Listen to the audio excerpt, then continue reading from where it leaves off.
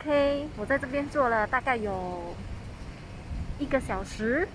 So 我的 bird 刚刚冲完凉，带它下来晒太阳，到现在羽毛已经干透了。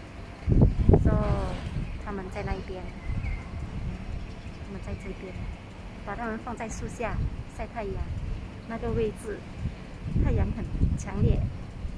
So 它们现在晒了1个小时，应该已经要臭大了，所以我是说把它们带回家。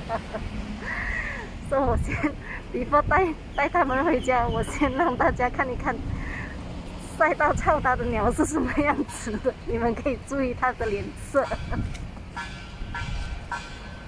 OK， 拜拜。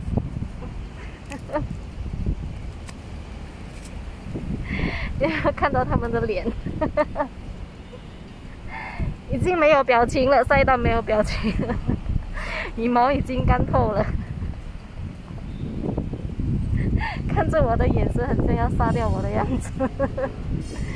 羽毛已经干透了，而且也差不多要臭搭，有一点臭搭的味道了。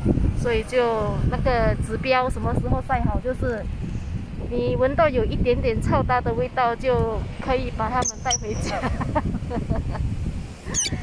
OK， 所以晒太阳是对它们的羽毛很好的。